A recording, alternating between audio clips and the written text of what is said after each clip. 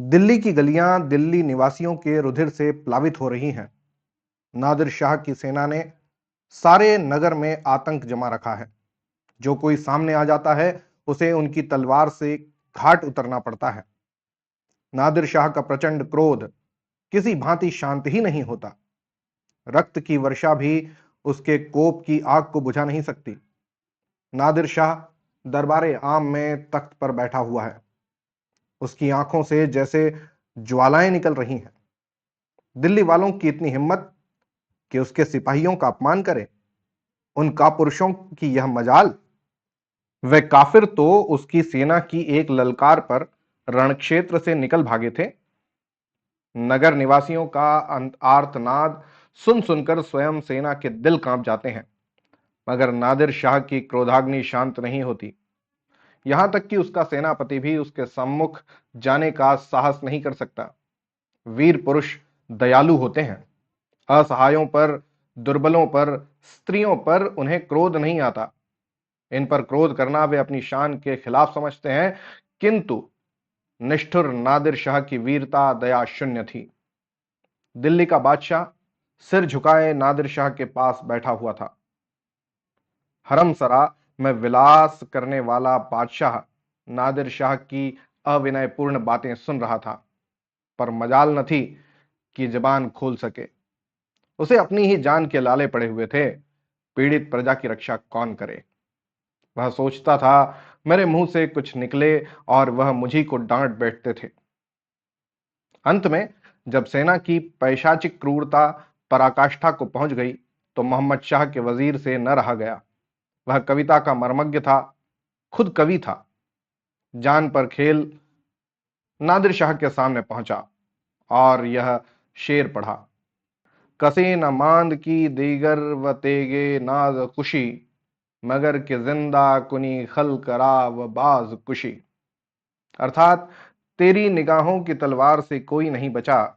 अब यही उपाय है कि मर्दों को फिर जलाकर कत्ल कर। शेर ने दिल पर चोट की। पत्थर में भी सुराख होते हैं, पहाड़ों में भी हरियाली होती है, पाषाण हृदयों में भी रस होता है। इस शेर ने पत्थर को पिघला दिया। नादिर शाह ने सेनापति को बुलाकर कत्ले आम बंद करने का हुक्म दिया। एकदम तलवारें म्यान में चली गईं। कातिलों के उठे हुए हाथ उठे ही रह गए। जो सिपाही जहां था वहीं बुद्ध बन गया। शाम हो गई थी। नादिर शाह शाही बाग में सैर कर रहा था। बार बार वही शेर पढ़ता और झूमता। कसे न मांद की दीगर व तेगे नाज खुशी, मगर कि जिंदा कुनी खल करा व बाज कुशी। दिल्ली का खजाना लुट रहा था। शाही महल पर पहरा था। कोई अंदर से बाहर या बाहर से अंदर आ जा नहीं सकता। बेगमें भी अपने महलों से बाहर बाग में निकलने की हिम्मत नहीं कर सकती। महज खजाने पर ही आफत नहीं आई हुई है। सोने चांदी के बर्तनों, बेशकीमती तस्वीरों और आराइश की अन्य सामग्रियों पर भी हाथ साफ किया जा रहा है। नादिर शाह तख्त पर बैठा हुआ हीरे और जवाहरात के ढेरों को गौर से देख रहा है, पर वह चीज नजर नहीं आती जिसके लिए मुद्दत से उसका चित्त लालायित हो रहा था। उसने मुगले आजम नामक के हीरे की प्रशंसा, उसकी करामातों की चर्चा सुनी थी। उसको धारण करने वाला मनुष्य दीर्घजीवी होता है। कोई रोग उसके निकट नहीं आता। उस रत्न में पुत्रदायिनी शक्ति है, इत्यादि। दिल्ली पर आक्रमण करने के जहां और अनेक कारण थे, वहां इस रत्न को प्राप्त करना भी एक कारण था। सोने चांदी के ढेरों और बहुमूल्य रत्नों की चमक दमक से उसकी आंखें भले ही चौंधिया जाएं, पर हृदय उल्लसित न होता था। उसे तो मुगले आजम की धुन थी और मुगले आजम का वहां कहीं पता न था। वह क्रोध से उन्मत्त होकर शाही मंत्रियों की ओर देखता और अपने अफसरों को झिड़कियां देता था। वह अपना अभिप्राय खोल कर न कह सकता था। किसी की समझ में न आता था कि वह इतना आतुर क्यों हो रहा है। यह तो खुशी से फूले न समाने का अवसर है। अतुल संपत्ति सामने पड़ी हुई है। संख्या में इतना सामर्थ्य नहीं कि उसकी गणना की जा सके। संसार का कोई भी महीपति इस विपुल धन का एक अंश भी पाकर अपने को भाग्यशाली समझता, परंतु यह पुरुष जिसने इस धनराशि का शतांश भी पहले कभी आंखों से न देखा होगा, जिसकी उम्र भेड़े चराने में ही गुजरी, क्यों इतना उदासीन है? आखिर जब रात हुई, बादशाह का खजाना खाली हो गया और उस रत्न के दर्शन न हुए, तो नादिर शाह की क्रोधाग्नि फिर भड़क उठी। उसने बादशाह के मंत्री को, उसी मंत्री को जिसकी काव्य मर्मज्ञता ने प्रजा के प्राण बचाए थे, एकांत में बुलाया और कहा, मेरा गुस्सा तुम देख चुके हो। अगर फिर उसे नहीं देखना चाहते तो लाजिम है कि मेरे साथ कामिल सफाई का बर्ताव करो, वरना दोबारा यह शोला भड़का तो दिल्ली की खैरियत नहीं। वजीर ने कहा, जहां पना, गुलामों से तो कोई खता सरजद न हुई। खजाने की सब कुंजियां जनाबे आली के सिपह सालार के हवाले कर दी गई हैं। तुमने मेरे साथ दगा की है। आपके हाथ में तलवार है और हम कमजोर हैं, जो चाहे फरमावें, पर इल्जाम के तस्लीम करने में मुझे उज्र है। क्या उसके सबूत की जरूरत है? जी हां, क्योंकि दगा की सजा कत्ल है और कोई बिला सबब अपने कत्ल पर रजामंद न होगा। इसका सबूत मेरे पास है। हालांकि नादिर ने कभी किसी को सबूत नहीं दिया। वह अपनी मर्जी का बादशाह है और किसी को सबूत देना अपनी शान के खिलाफ समझता है। पर यहां जाती मामला है। तुमने मुगले आजम हीरा क्यों छिपा दिया? वजीर के चेहरे का रंग उड़ गया। वह सोचने लगा, यह हीरा बादशाह को जान से भी ज्यादा अजीज है। वह इसे एक क्षण भी अपने पास से जुदा नहीं करते। उनसे क्यों कर कहूं? उन्हें कितना सदमा होगा। मुल्क गया, खजाना गया, इज्जत गई। बादशाही की यही एक निशानी उनके पास रह गई है। उनसे कैसे कहूं? मुमकिन है वह गुस्से में आकर इसे कहीं फेंक दें या तोड़वा डालें। इंसान की आदत है, वह अपनी चीज दुश्मन को देने की अपेक्षा उसे नष्ट कर देना अच्छा समझता है। बादशाह बादशाह है। मुल्क न सही, अधिकार न सही, सेना न सही, पर जिंदगी भर की स्वेच्छाचारिता एक दिन में मिट नहीं सकती। यदि नादिर को हीरा न मिला तो वह न जाने दिल्ली पर क्या सितम ढाए। आह, उसकी कल्पना ही से रोमांच हो जाता है। खुदा न करे दिल्ली को फिर यह दिन देखना पड़े। सहसा नादिर ने पूछा, मैं तुम्हारे जवाब का मुंतजिर हूं। क्या यह तुम्हारी दगा का काफी सबूत नहीं है? जहां पनाह, वह हीरा बादशाह सलामत को जान से ज्यादा अजीज है। वह हमेशा अपने पास रखते हैं। झूठ मत बोलो। हीरा बादशाह के लिए है, बादशाह हीरे के लिए नहीं। बादशाह को हीरा जान से ज्यादा अजीज है का मतलब सिर्फ इतना ही है कि वह बादशाह को बहुत अजीज है, और यह कोई वजह नहीं कि मैं उस हीरे को उनसे न लूं। अगर बादशाह यूं न देंगे तो मैं जानता हूं कि मुझे क्या करना होगा। तुम जाकर इस मामले में नाजुक फहमी से काम लो, जो तुमने कल दिखाई थी। आह, कितना लाजवाब शेर था।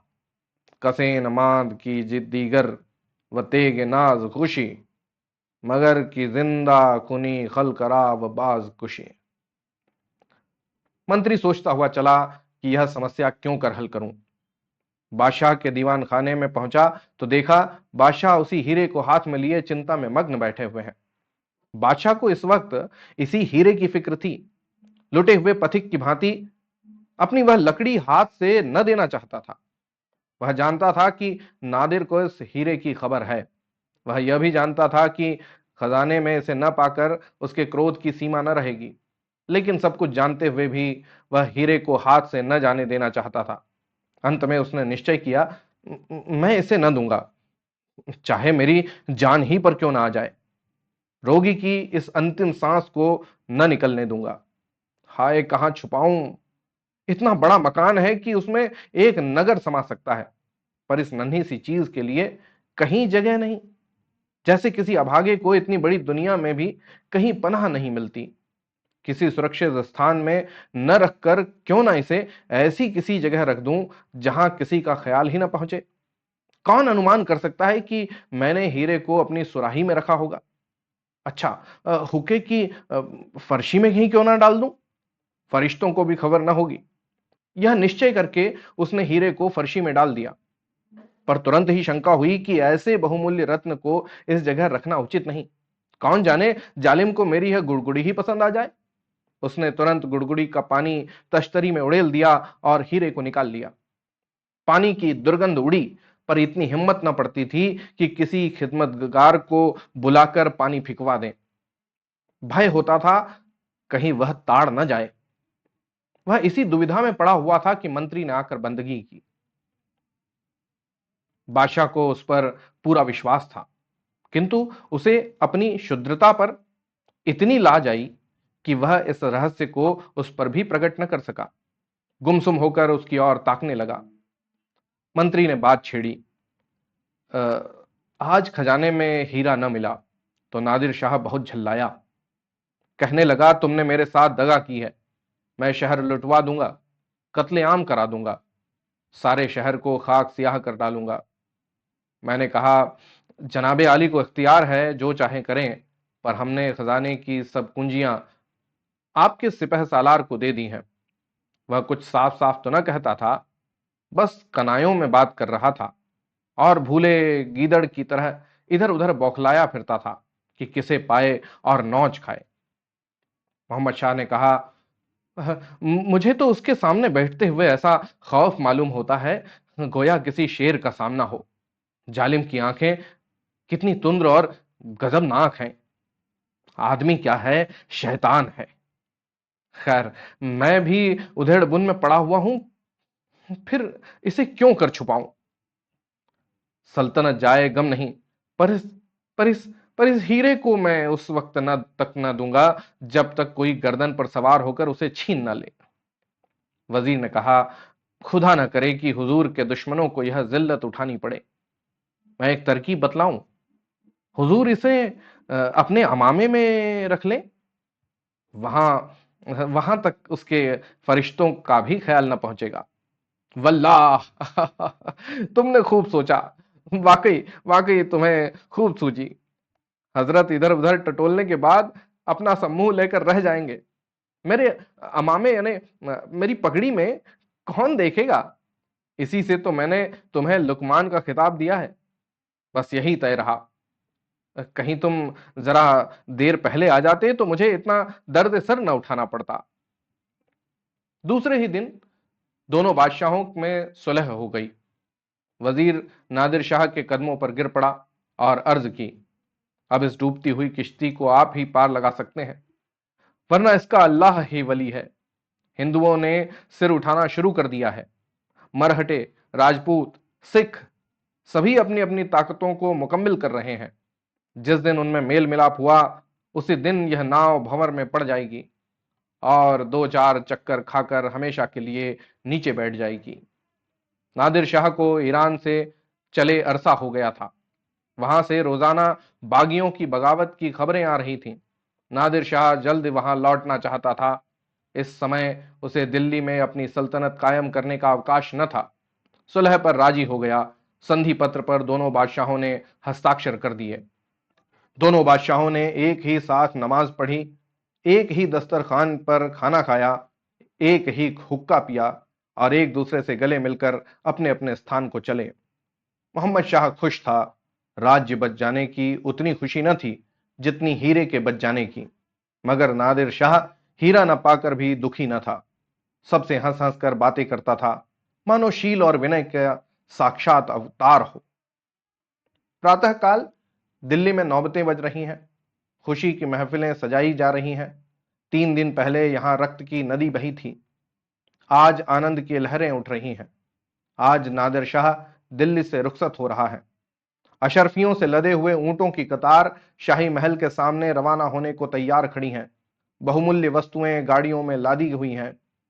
दोनों तरफ की फौजें गले मिल रही हैं।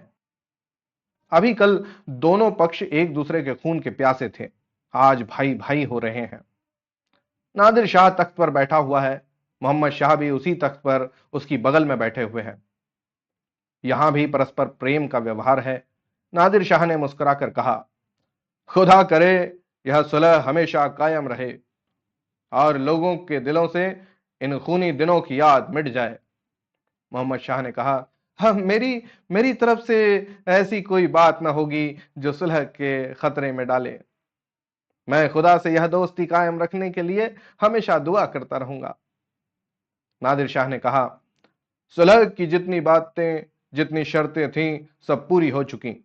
सिर्फ एक बात बाकी है। मेरे यहां दस्तूर है कि सुलह के वक्त अमामे बदल दिए जाते हैं। इसके बगैर सुलह की कार्यवाही पूरी नहीं होती। आइए हम लोग भी अपने अपने अमामे बदल लें। लीजिए, यह मेरा अमामा हाजिर है। यह कहकर नादिर ने अपना अमामा उतारकर मोहम्मद शाह की तरफ बढ़ाया। बादशाह के हाथों के तोते उड़ गए। समझ गया, मुझसे दगा की गई। दोनों तरफ के शूर सामंत सामने खड़े थे। न कुछ कहते बनता था, न सुनते। बचने का कोई उपाय न था, और न कोई उपाय सोच निकालने का अवसर ही। कोई जवाब न सूझा। इनकार की गुंजाइश न थी। मन मसोस कर रह गया। चुपके से अमामा सिर से उतारा और नादिर शाह की तरफ बढ़ा दिया। हाथ कांप रहे थे। आंखों में क्रोध और विषाद के आंसू भरे हुए थे। मुख पर हल्की सी मुस्कुराहट झलक रही थी। वह मुस्कुराहट जो अश्रुपात से भी कहीं अधिक करुण और व्यथापूर्ण होती है। कदाचित अपने प्राण निकालकर देने में भी उसे इससे अधिक पीड़ा न होती। नादिर शाह पहाड़ों और नदियों को लांघता हुआ ईरान को चला जा रहा था। 77 ऊंटों और इतनी ही बैलगाड़ियों की कतार देख देख कर उसका हृदय बांसों उछल रहा था। वह बार बार खुदा को धन्यवाद देता था, जिसकी असीम कृपा ने आज उसकी कीर्ति को उज्जवल बनाया था। अब वह केवल ईरान ही का बादशाह नहीं, हिंदुस्तान जैसे विस्तृत प्रदेश का भी स्वामी था। पर सबसे ज्यादा खुशी उसे मुगले आजम हीरा पाने की थी, जिसे बार बार देखकर भी उसकी आंखें तृप्त न होती थीं। सोचता था, जिस समय मैं दरबार में यह रत्न धारण करके आऊंगा, सबकी आंखें झपक जाएंगी। लोग आश्चर्य से चकित रह जाएंगे। उसकी सेना अन्न जल के कठिन कष्ट भोग रही थी। सरहदों की विद्रोही सेनाएं पीछे से उसको दिक कर रही थीं। नित्य 10-20 आदमी मर जाते या मारे जाते थे। पर नादिर शाह को ठहरने की फुर्सत न थी। वह भागा भागा चला जा रहा था। ईरान की स्थिति बड़ी भयंकर थी। शहजादा खुद विद्रोह शांत करने के लिए गया हुआ था, पर विद्रोह दिन दिन उग्र रूप धारण करता जा रहा था। शाही सेना कई युद्धों में परास्त हो चुकी थी। हर घड़ी यही भय होता था कि कहीं वह स्वयं शत्रुओं के बीच घिर न जाए। पर वाह रे प्रताप! शत्रुओं ने ज्यों ही सुना कि नादिर शाह ईरान आ पहुंचा, त्यों ही उनके हौसले पस्त हो गए। उसका सिंहनाद सुनते ही उनके हाथ पांव फूल गए। इधर नादिर शाह ने तेहरान में प्रवेश किया, उधर विद्रोहियों ने शहजादे से सुलह की प्रार्थना की और शरण में आ गए। नादिर शाह ने यह शुभ समाचार सुना तो उसे निश्चय हो गया कि सब उसी हीरे की करामात है। यह उसी का चमत्कार है जिसने शत्रुओं का सिर झुका दिया, हारी बाजी जिता दी। शहजादा विजयी होकर घर लौटा तो प्रजा ने बड़े समारोह से उसका स्वागत और अभिवादन किया। सारा तेहरान दीपावली की ज्योति से जगमगा उठा। मंगल गान की ध्वनि से सब गली और कूचे गूंज उठे। दरबार सजाया गया। शायरों ने कसीदे सुनाए। नादिर शाह ने गर्व से उठकर शहजादे के ताज को मुगले आजम हीरे से अलंकृत कर दिया। चारों ओर मरहबा मरहबा की आवाजें बुलंद हुईं। शहजादे के मुख की कांति हीरे के प्रकाश से दूनी चमक उठी। पितृ स्नेह से हृदय पुलकित हो उठा। नादिर, वह नादिर जिसने दिल्ली में खून की नदी बहाई थी, पुत्र प्रेम से फूला न समाता था। उसकी आंखों से गर्व और हार्दिक उल्लास के आंसू बह रहे थे। सहसा बंदूक की आवाज आई। धां धां। दरबार हिल उठा। लोगों के कलेजे धड़क उठे। हाय, वज्रपात हो गया। हाय रे दुर्भाग्य!